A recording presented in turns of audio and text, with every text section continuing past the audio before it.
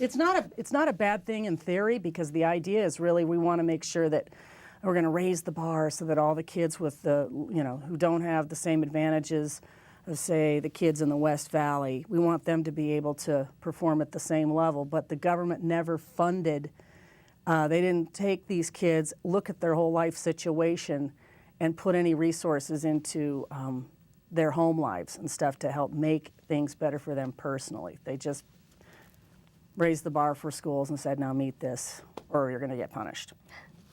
And do you think No Child Left Behind, do you think it even made a difference in test scores? Oh yeah, I mean, you can see the difference in test scores, but it doesn't mean anything to me as a parent. So when I see parents get all worked up about the, when they're shopping for schools in the Valley and they measure everything by that API, I really try and help parents understand that, first of all, you need to know how those scores are calculated, and really what that only tells you is, where the people with the most money basically live. That's what that really tells you. The schools with the highest test scores are the ones who have the kids who have the most resources. So it's just not fair. Okay. And do you feel like you have the parent support when it comes to advocating arts? Yeah, we started an Arts Parent Leadership Council about 18 months ago. And what we did by doing that was we want to educate parents, again, back to educating the public on what arts education really means. So we hold these quarterly meetings, and we have a theme for every meeting to help educate people on, what's going on either in LAUSD or in the state of California. And then we empower them to go out there and be soldiers for the cause so that they can help fight for the cause for arts education. At our winter meeting, when LAUSD was starting to just get all this bad news about what was going to happen to the arts education branch, we held a meeting and told our parents, get out there and write that superintendent and write those school board members and send out letters to the editor. Let's get busy. And they did, and boy, that made it makes a difference when people step up, take the time to actually do these things. Okay, and since you started the Arts and Ed Council, what goals did you have for the organization, and have you met them? Well, the simplest goal is just I wanted to make sure that the kids got what I had as a kid. I want kids to get a well-rounded education in my community. I want kids who are creative, right-brain thinkers to feel successful at school. I want them to be acknowledged and respected for the kind of people that they are, the kind of learners that they are. I want to challenge the left-brain kids who are just so focused on academics that they're afraid to take a risk, because they want that perfect score. So it goes on and on and on. And have we met our goals? Yeah, but it's the arts. So we're constantly expanding, we're constantly evolving.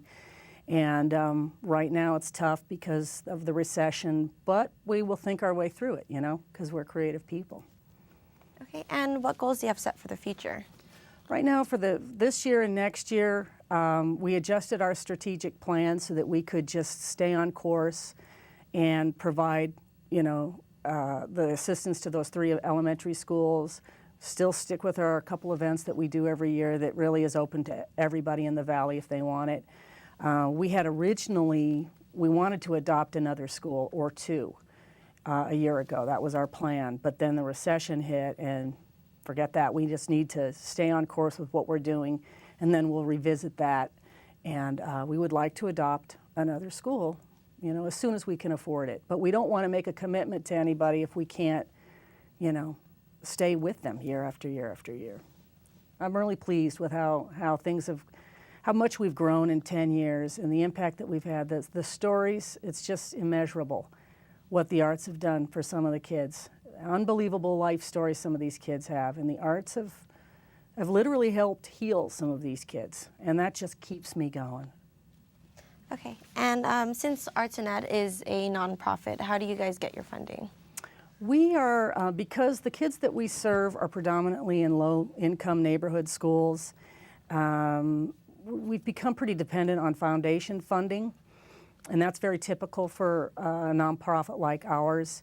So we do grant writing, and we're constantly looking for support from LA foundations. We've received support from the bigger foundations, and I'm very proud of that because that says a lot. But with the recession, we're going to need more and more help with individual donations, which most nonprofits, are funded mostly by individuals. But in our case, because the kids that we serve, their parents really can't afford it, and we don't ask anything of them, that's been a challenge. So this year we're really focused on getting individual donations. Okay. And if parents find that the arts programs are cut from their schools, what can they do at home to offset this? Well, they can go to our website and check out our resources page, because that's designed specifically for parents. The web address is www.aieac.org, aieac.org, and then we link to all the arts programs that we know about in the whole LA area. So we want people to know. We also publish a newspaper called Valley Arts on a quarterly basis, along with our Arts Parent Leadership Council. So we're constantly educating people and letting them know where things are. A lot of times it's free or very affordable, so let's all get out there. We do a lot of free programming. We do sketch hikes where you can come out, bring the kids, and we go on a really nice hike, and we sketch along the way and then create some sort of finished pastel drawing at the end. And that's all free. So take advantage of what we are out there offering people, and if you're not on the resources list and you're an arts provider, let us know, because we want to link you. Okay.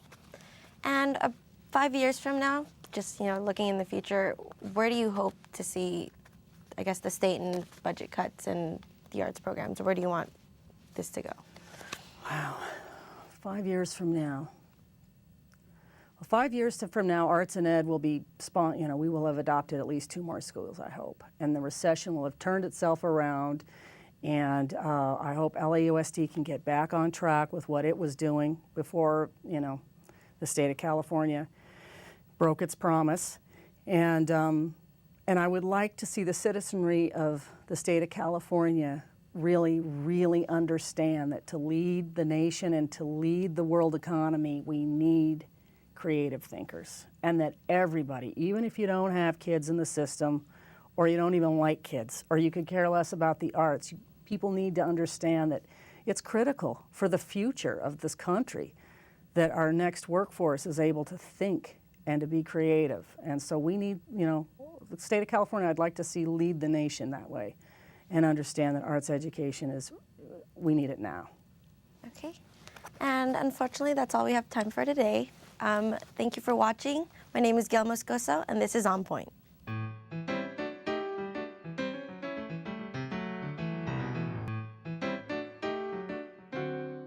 Does art need to be taught by a professional art teacher? Yes. Oh, yes. Why?